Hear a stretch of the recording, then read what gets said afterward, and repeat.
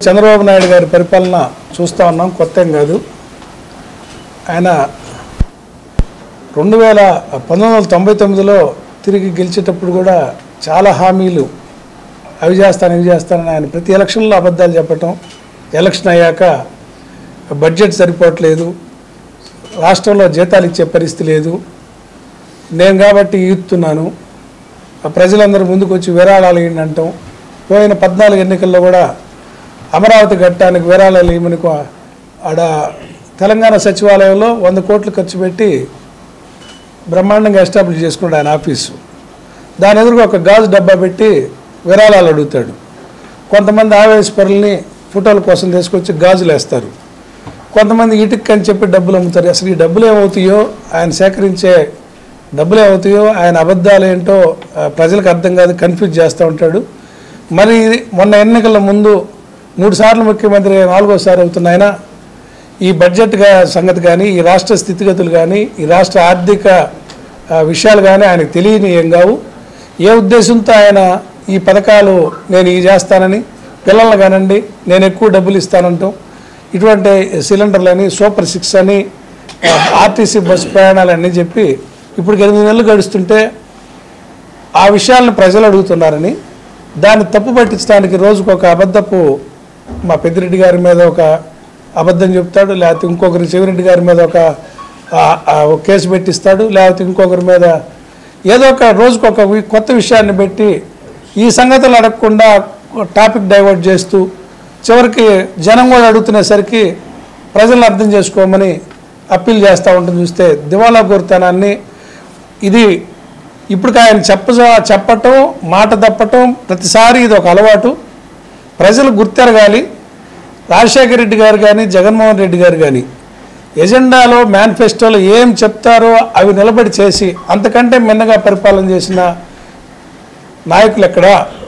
ఎన్నికలకు ముందు ఒక మాట చెప్పి ఎన్నికల తర్వాత చేతులు ఎత్తేసే చంద్రబాబు నాయుడు గారిని పోల్చుకొని ప్రజలు చూడాలని, ఈ అబద్ధాలు ఎక్కువ కాలం చెల్లవని, వీటి మీద ముక్కుబిండైనా ఆయన చేత హామీలు నిలబెట్టే వరకు, చేసే వరకు, లేదంటే దిగిపోయేదాకా వైఎస్ఆర్ పార్టీ పోరాటాలు చేస్తూ ఉంటుందని ఈ సందర్భంగా తెలియజేస్తూ ఉన్నాం.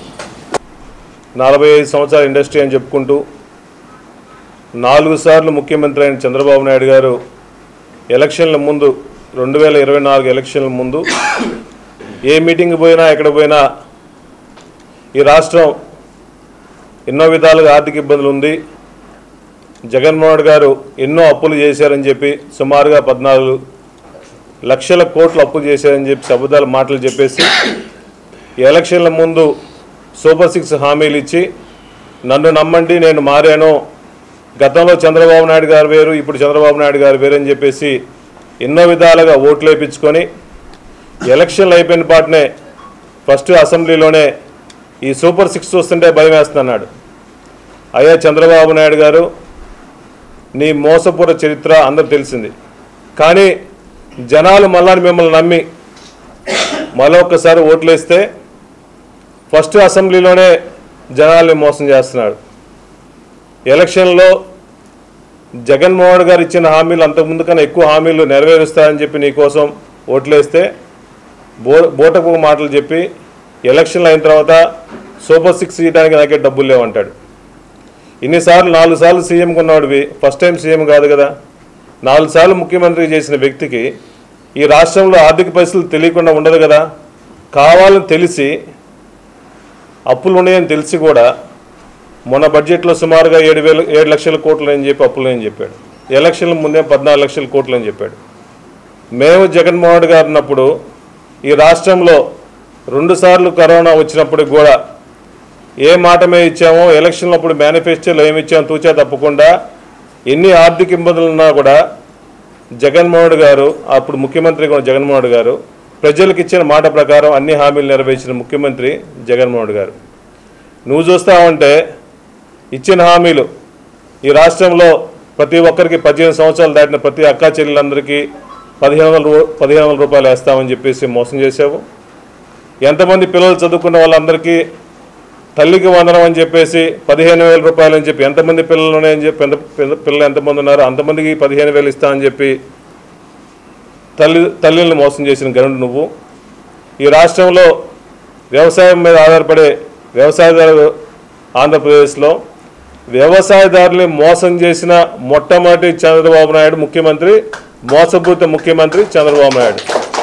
ఎందుకంటే 2014లో ఎలక్షన్లప్పుడు రుణమాఫీ చేస్తామని చెప్పి మోసం చేసావు. మళ్ళా ఎలక్షన్ అయితే సీనియర్ మళ్ళీ ఓట్లేసి గెలిపించారు.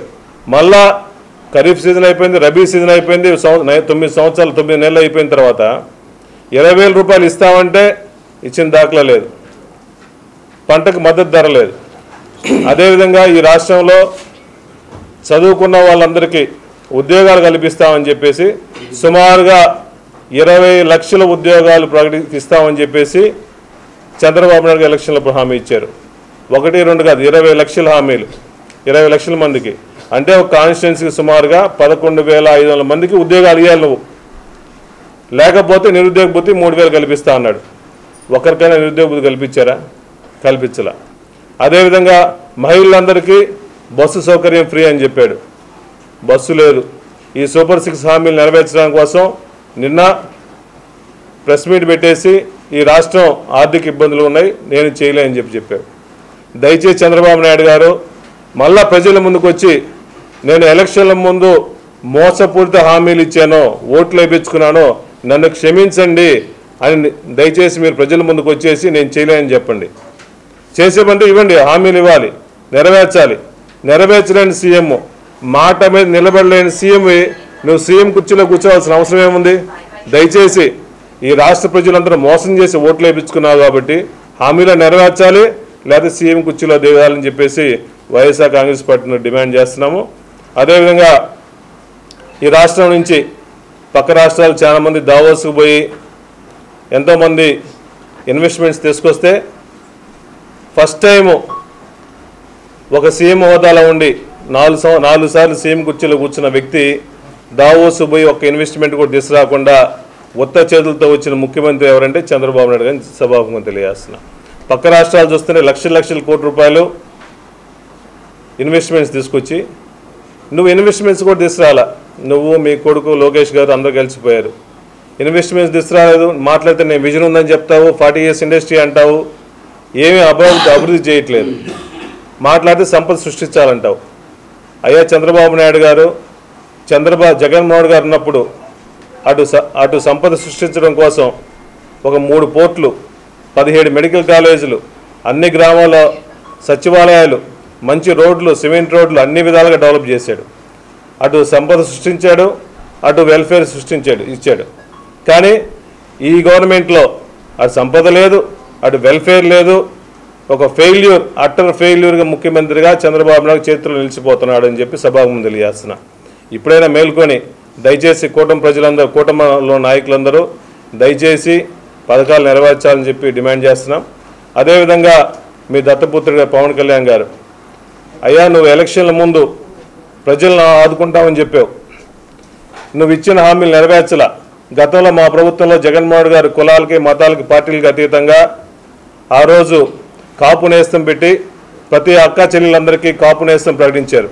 అట్లీస్ట్ నువ్వు సామాజిక వర్గం అని చెప్పి ఓట్లు వేయించుకొని నువ్వు వచ్చిన తర్వాత మీ కాపులకి ఏం చేసేవాడిని? ఒక్కటే, మేము మా కాపులు చేసాము, నమ్ముకొని మా దగ్గరికి వచ్చారు, ఒక్కడైనా మీరు చేశారా?